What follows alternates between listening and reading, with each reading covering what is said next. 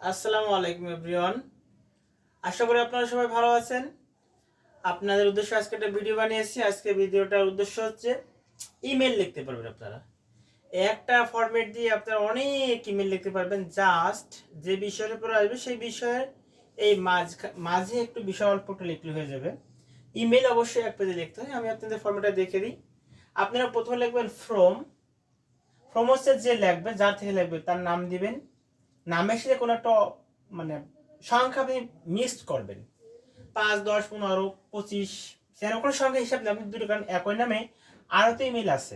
সেক্ষেত্রে কী হবে, এটা আপনার অ্যাকসেপ্ট হবে না, ইমেল করা যাবে না। যার জন্য ইমেল আইডিতে নামের সাথে কিছু সংখ্যা বা কোনো কোনো একটা জিনিস মিক্স করে আপনি এ বি বা যে কোনো জিনিস দিতে পারেন।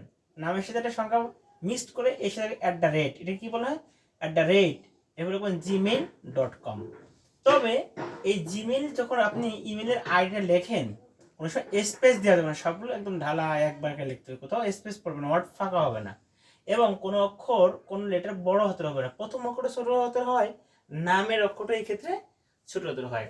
তো ফোরন চলে গেল।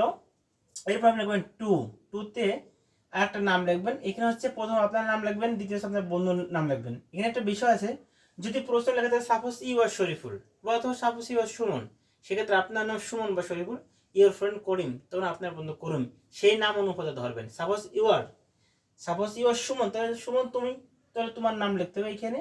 আর ইউর ফ্রেন্ড করিম, তাহলে বন্ধুর নাম লিখতে হবে এখানে। ফ্রম হচ্ছে নিজের নাম, টুতে হচ্ছে বন্ধুর নাম। সেম আগের মতো লিখবেন। ইমেল আইডি সব ছোট করে লিখবেন, স্পেস দেবেন না। নাম দিয়ে একটা যে কোনো একটা সংখ্যা মিক্সড করলেন, @। এটা জিমেল দিয়ে রিপোর্টের সাথে জিমেল না দিয়ে হটমেল বা ইয়াহু দিলে ভালো হয়, সমস্যা নেই। এটাও জিমেল দেওয়া যায়, এটাও জিমেল দেওয়া যায়। .com। Shariful Islam 96 @gmail.com। Rana 85 @yahoo.com। বাংলায় বলেছি, বাঙালি মানুষ মাঝে মাঝে বাংলা পড়লে আমার ভালো লাগে।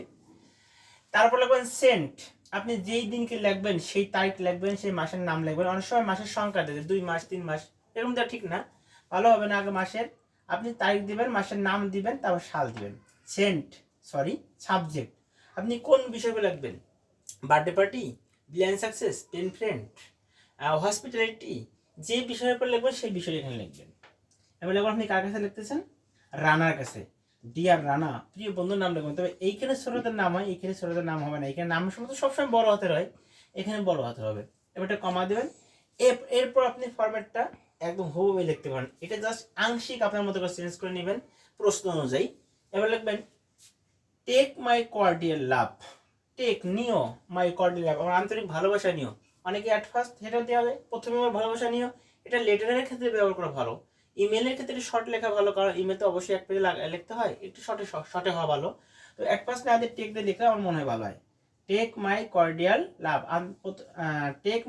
লাভ, আমার আন্তরিক ভালোবাসা নিও।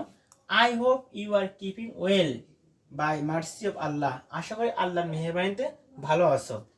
I received your email yesterday, গতকাল তোমার চিঠি আমি পেয়েছি বা গ্রহণ করেছি। আই অ্যাম ভেরি গ্ল্যাড অথবা shocked received your email. Glad আর শকড কেন, যদি আনন্দের সংবাদ হয় তাহলে I am very glad to receive হবে।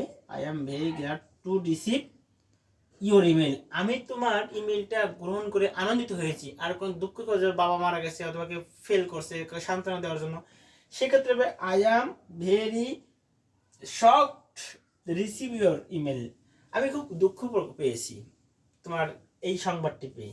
আনন্দ হলে গ্ল্যাড টু দিবেন, দুঃখের সংবাদ হলে শকড দিবেন।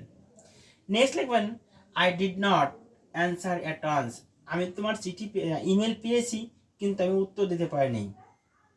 আই অ্যাম সরি, আমি দুঃখিত। আই ওয়াজ রিয়েলি বিজি, আমি খুব ব্যস্ত ছিলাম, সত্যি আমি খুব ব্যস্ত ছিলাম।